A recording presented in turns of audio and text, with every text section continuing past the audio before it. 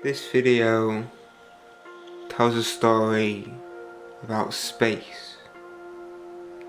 Not the vast abyss that looks down upon us, a cosmos bleak and uncertain, but about how we use the rooms we inhabit as forms of self-expression, to tell a story about who we are, or at the very least, who we like to be. And this space has been my bedroom for the past 8 years, and it's got the marks, it's got the stains, the posters, the art, the colour, the drawings, and the signs of wear that tell a story of adolescence. And as valuable as that is, it's also no longer reflective of the person and the person's needs that lives inside. So in this video, we're going to clean the slate and create something that is.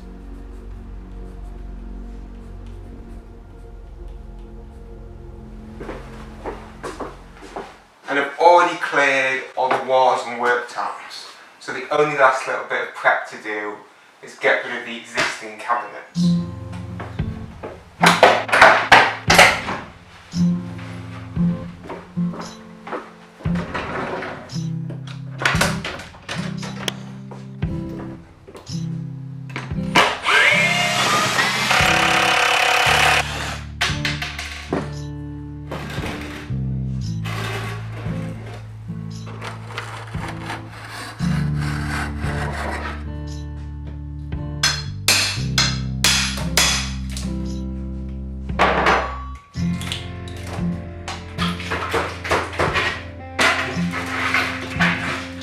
Now those cabinets have been completely removed, I can mix and apply filler to any cracks or holes in the wall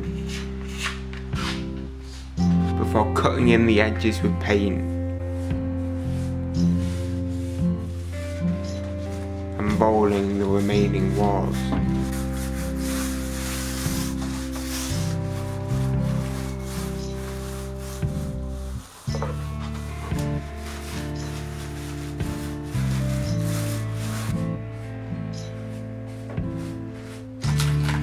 So 3 days and 4 coats later, I was ready to start constructing the new cabinet.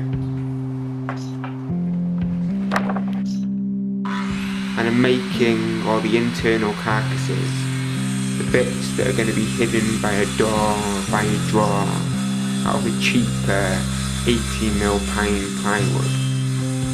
So to break down my sheets into components, I used a circular saw with a straight edge, and once they were cut, I could align and then screw them together,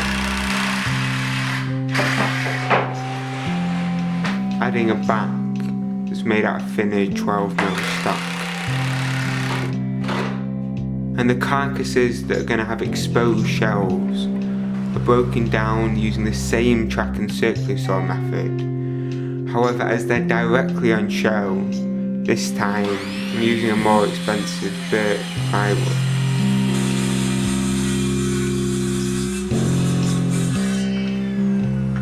And it's precisely because they're going to have both shelves and drawers that I needed to create cutouts that would enable the fronts to sit flush. And I did this using a table saw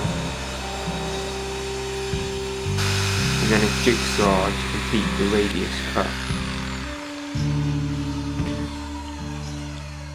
And the front edges weren't the only ones that required a specialist cut. The room the cabinets will sit in is part of an attic, and so the ceilings are pitched.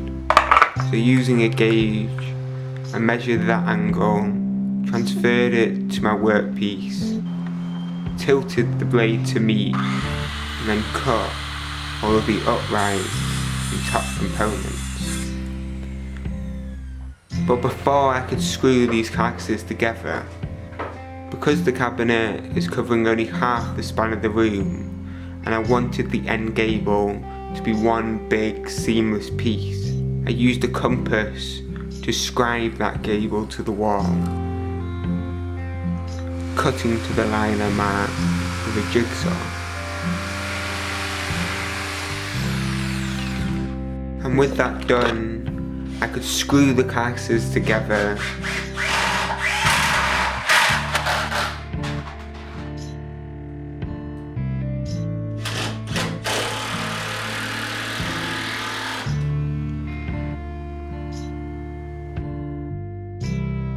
So now, after 2.5 days of turning sheet into box, I could begin the next transformation process, turning carcass into cabinet. So I began by cutting and then removing the skirting boards so that the backs of the carcasses would sit flush to the wall. Adding feet to raise them off the floor and allowing them to be adjusted to be level with the earth. Now with the cabinets in their final place, I just needed to fill the open space that sat in between.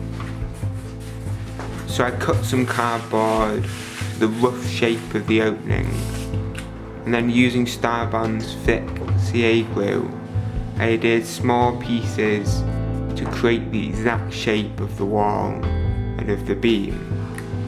Once this was complete, I could then use this template to mark some 4mm birch backing plywood, cutting it out, again using my jigsaw, and to create the framework that this would attach to, I used an equally familiar process and tool, scribing a piece to the curvature of the wall before measuring the remaining gap and cutting the opposite edge to that length. And now all the components for this section are made, so I could screw them together and then fix them to the carcasses themselves. For the other gaps, I used a not dissimilar filling method. I measured the openings at various different points, transferred these dimensions to offcuts of plywood, and then using the table saw, cut to my various different measured points. And I don't know if you can see on this clip, but I angled my saw blade to about 5 degrees so that the back of the piece doesn't interfere with the wall and thereby create a gap on the front edge.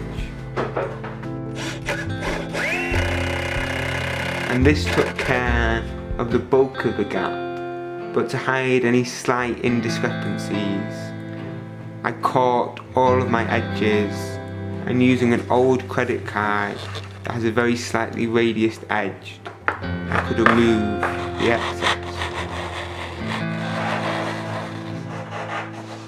And although all of this has given the carcass place, a cabinet needs purpose.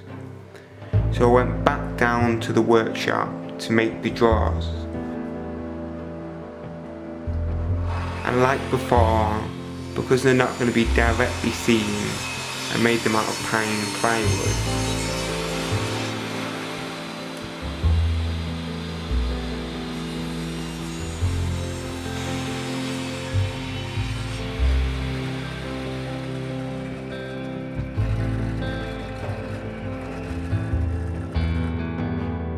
Simply screwing the components together,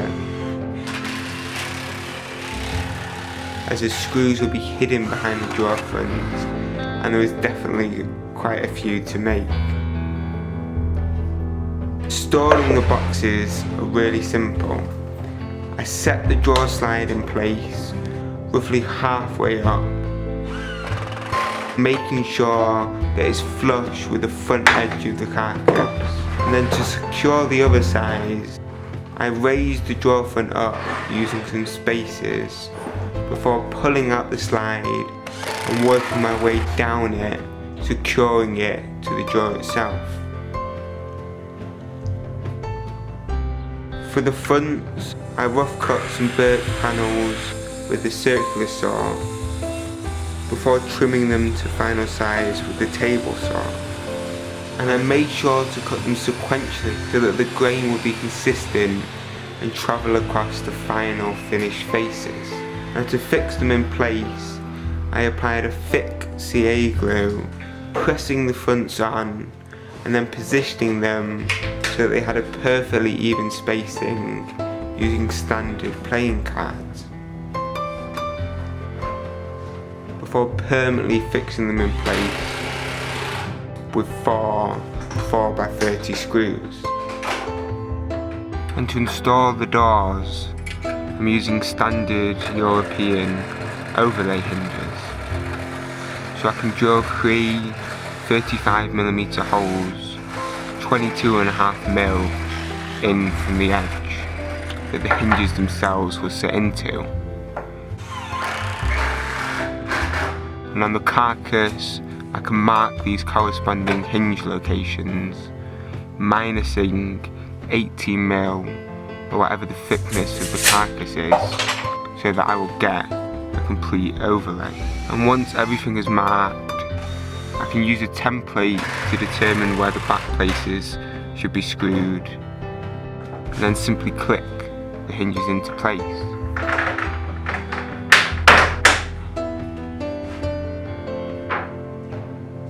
And the final step of the project is making and installing the handles. And I decided to use thin strips of grey leather for this, as I wanted to keep the minimal aesthetic the cabinets had adopted, yet use something that had a tactility and authenticity, and also worked well with the exposed end grain of the plywood.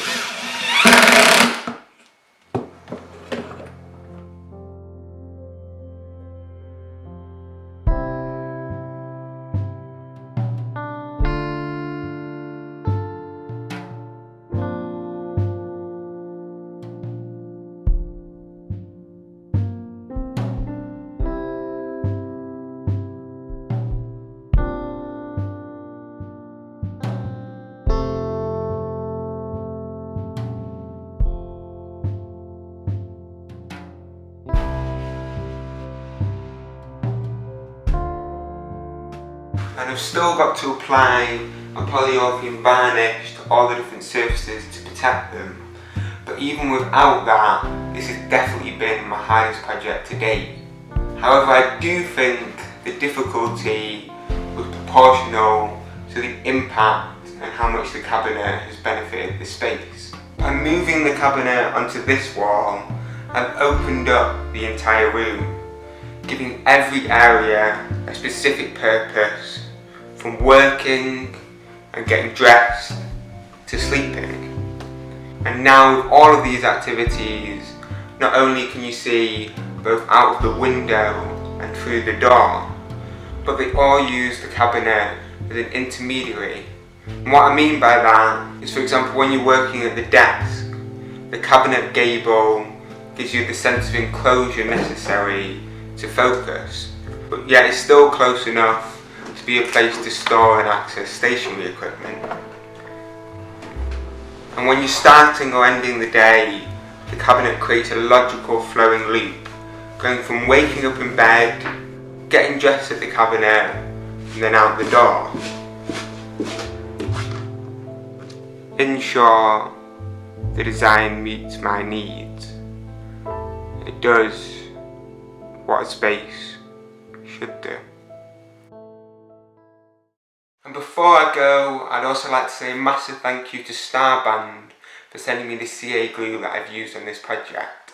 If you'd like to get some for yourself and help support me and the channel at the same time, there'll be a link in the description below. Thank you.